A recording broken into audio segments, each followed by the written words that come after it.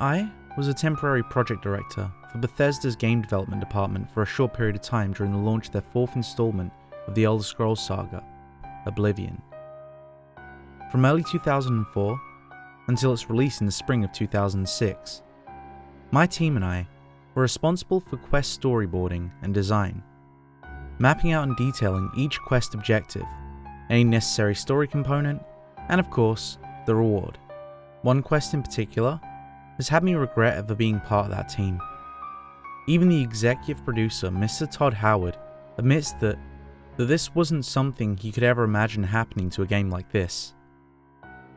This quest, rather this achievement awarded quest, rendering it much more unsettling, was actually a very real, very important part of the game.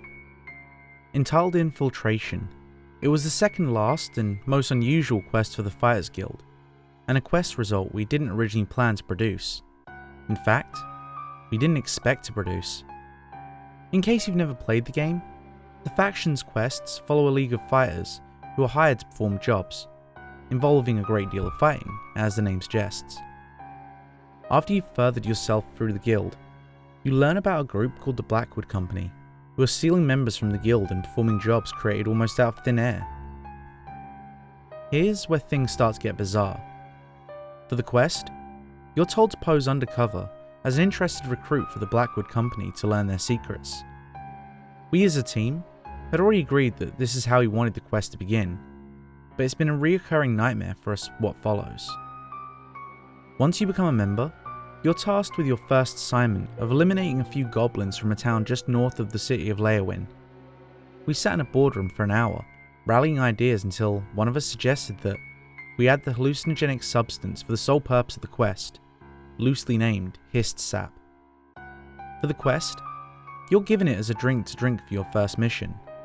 Unknowingly, you ingest the rare hallucinogen.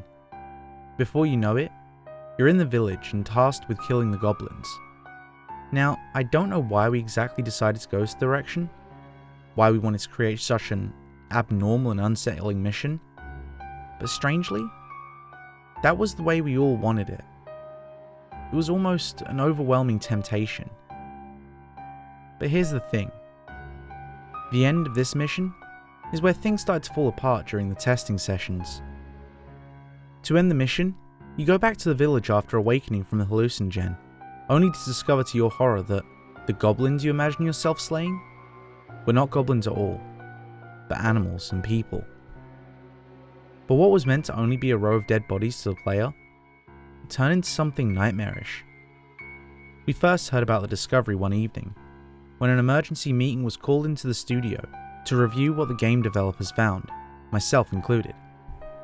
We were greeted by a disturbed group of people of pale-skinned developers and animators, who briefed us quickly on the subject matter. Trembling, one of the animators, the one specifically testing the quest, tried to explain what he saw, and what's worse, what he heard. I'll tell you what happened, but try to understand that this was no rendering error, no glitch or flaw in the game's coding, or any other factor we tried to establish.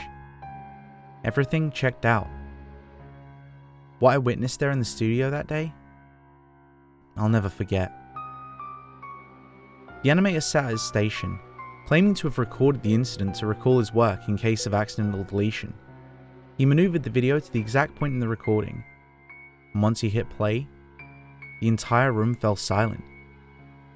At first, it was nothing out of the ordinary.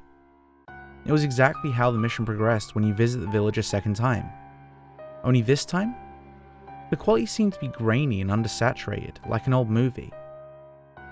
As the character walks a bit further towards the settlements, you see a man standing between two homes facing the opposite direction.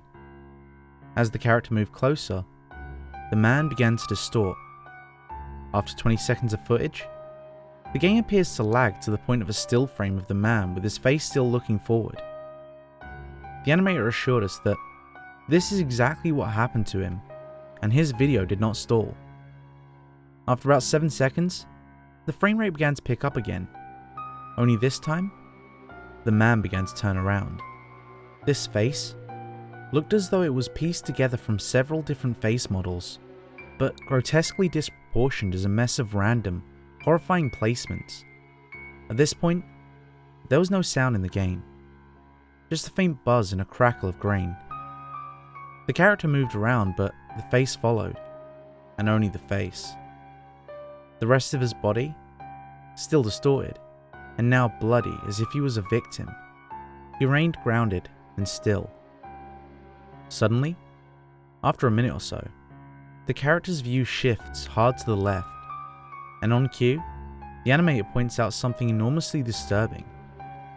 Children who were among the dead were suspended in the air, staring blankly in the face of the character, slowly glitching backwards as they remain perfectly still. The character moves closer and the children keep watching, their legs dangling lifelessly. The bodies, one by one, glitched through the landscape as if they were being swallowed. As each child disappeared through the rocky terrain, the noise began to enhance and transform. Distinctive moans could be heard periodically, but then, something happened. The screen flashed white and then black, then back to white. But this time, the stat screen was there. The health bar, the compass. It was as if the character was transported to some sort of void room. While it began to render random chunks of raw data and designs littering the void from every direction, the animator couldn't explain why the game had taken him to this place of limbo. 5 or 6 minutes passed in the recording, but by this time, many of the other designers had left, too shaken from the experience. But I stayed. Suddenly, a line of dialogue appeared at the bottom of the screen, but it's unreadable. Strange symbols and omitted letters from the words completely jammed together. A noise is heard. A man's voice, a slurred gibberish. His tone is angry but sorrowed, but it gets louder after every passing second, until it's almost a scream. Then, the game starts to lose control. The characters start to spawn all over the map, but everybody's lifeless. The character at this point can't move. It's forced into the point of view, locked in place as the horror flashes over and over. Howard at this point urges the animator to turn it off, but the video remained on. A point came where the sound stopped. The game ceased to randomly spawn the character. It stopped exactly where it started. A grainy, unsaturated view of the village.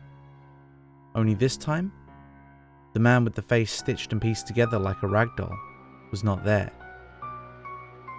Abruptly, the man rose from the ground, inches away from the character, eyes as black as night, and his mouth wide open.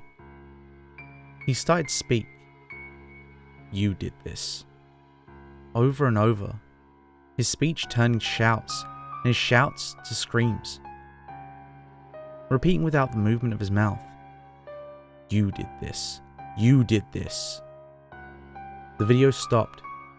The room was quiet. The air was thick. The animators did all they could to fix the problem, but the children still float, lifeless, as if the game was broken beyond repair because of what was experienced that evening.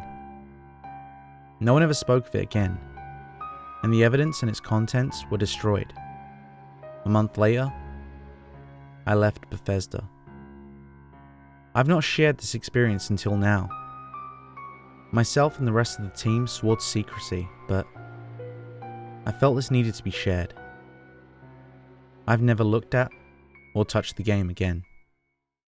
Thanks for sticking around to the end. And if you enjoyed today's story, make sure to leave a like.